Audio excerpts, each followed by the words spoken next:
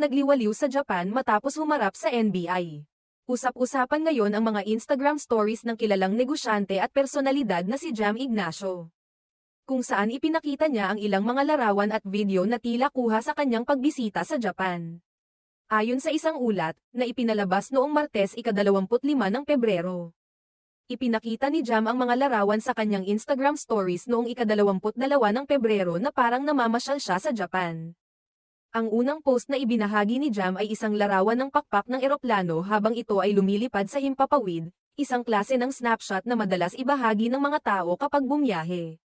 Sunod naman dito ang isang larawan na kuha sa isang train station ng Keien Tohoku Line, isang linya ng tren sa Japan na nagdudugtong sa mga lungsod ng Saitama, Kawaguchi, Tokyo, Kawasaki, at Yokohama. Gayunpaman, hindi tiyak kung ang mga larawan ay kuha sa aktwal na pagbisita ni Jam sa Japan o kung ito ay mga late upload